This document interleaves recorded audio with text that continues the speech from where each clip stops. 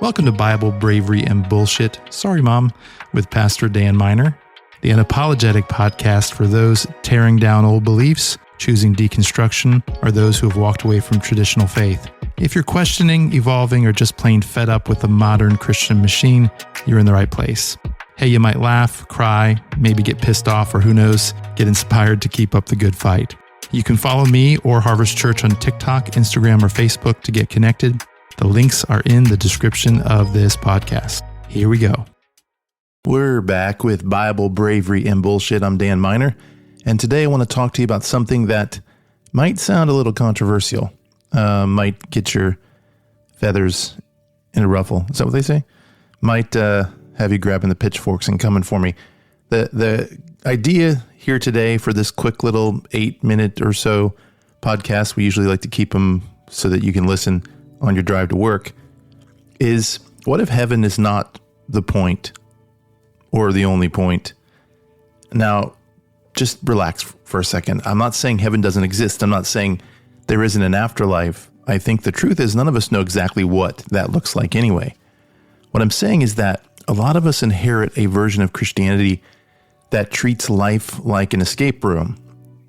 You've ever been to an escape room before? You know, the whole game, that life is just about when do we get out of here? How do we get out of here? And maybe even let's see how we can expedite that. That sounds like I'm condoning something, but I'm not. Hey, you get the point. Life is the test, earth is temporary, and heaven is the prize. And, you just hold on long enough, behave yourself, say the prayers, and eventually you get out of here. But the problem is that theology, that kind of theology, doesn't just shape what we believe, it shapes, I think, how we live. And this is my theory. Because if the world is disposable, then the people in it start to feel disposable too. I'm really trying to explain some of what we're feeling and experiencing in the world today, and why seemingly people who profess to follow the teachings of Jesus seem so far from the humanity that Jesus fought for and the way he lived his life. So let's just check this out for a moment, because if the world is disposable and people start to feel disposable too, if everything is burning anyways, then why invest in justice? Why invest in healing? Why invest in people who are hurting? Why fix something, essentially, if God's going to scrap the whole thing later? And I think that mindset sneaks in without us even realizing it. We start looking past the people right in front of us because we're so focused on getting somewhere else. Like, if this is all temporary, why give a crap? That mindset, I think we start looking past people. And here's the thing, Jesus never talked like that. Jesus' favorite phrase wasn't get to heaven. His favorite phrase, if you will, was the kingdom of God. And when Jesus talked about the kingdom of God, he almost never meant a location. He meant what life looks like when God's love is in charge. That's why when Jesus teaches people to pray, he says, "Your kingdom come, your will be done on earth as it is in heaven." Notice what he didn't say. He didn't say, "Get us out of here." He said, "Bring heaven here."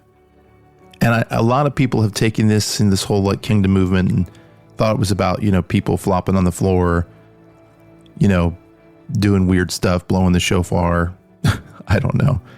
All the stuff. At one time I saw somebody literally do a whole butterfly dance in the middle of worship, and it was just weird. Or somebody starts spinning so fast on a stage that they hooked the trombone player's slide and slung it across the stage. They think that's the kingdom of heaven, is getting together and maybe having some sort of, for lack of a better term, spiritual masturbation of just, hey, let's see how worked up we can get. But when we leave here, we're going to treat the person in the drive-thru like shit. That's what we've seen the kingdom of God, quote unquote, be shown to be. That's the examples we've been given. But when we watch the life of Jesus, this is what he does. He feeds people. He heals people. He forgives people. He doesn't do rainbow dances. He restores people. He lifts people out of systems that crush them.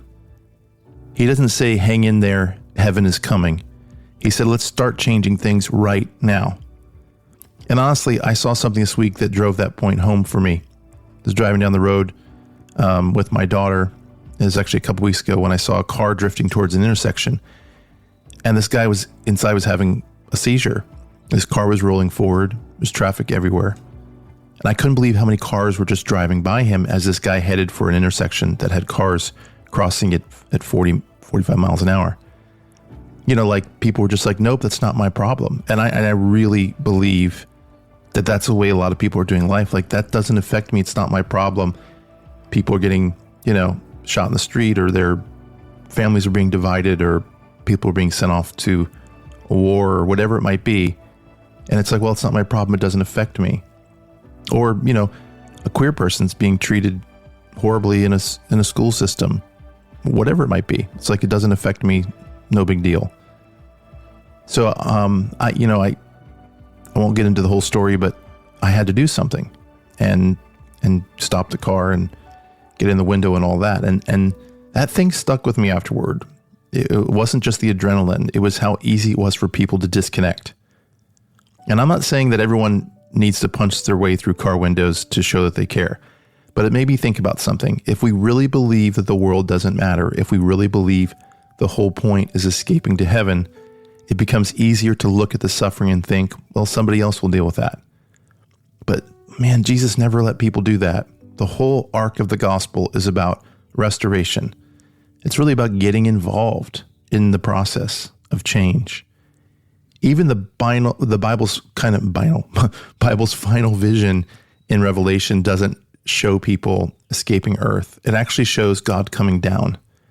Creation isn't abandoned in that story. It's healed, which means what we do here on earth matters. How we treat people matters. Whether we speak up for justice matters.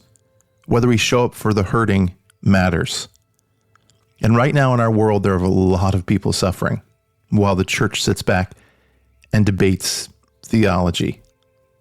There are kids being abused, families torn apart, as I mentioned, people being used as political footballs, and a lot of pulpits are silent. And that silence, man, it doesn't look like the divine. Jesus flipped tables when people use religion to protect systems that harm the vulnerable. So maybe the question isn't, are we getting into heaven? Maybe the question is, what are we doing with life, the life we've been given right now? Because if heaven is real, and I hope it is, then living like Jesus here isn't a distraction from heaven, it's preparation for it. The gospel isn't an escape plan. It's a restoration plan. And maybe the real invitation of faith isn't waiting to leave earth. Maybe it's helping bring heaven here. Thanks for being with us. We'll see you soon. If you made it this far, thanks for listening. And if you'd like to support our nonprofit, you can go to harvestsarasota.com and click the Give tab. One of the greatest ways you can tell us this podcast helped you is by liking, subscribing, reviewing, and sharing with your friends. Till next time, keep asking questions, be patient with yourself, and find someone to show some love this week.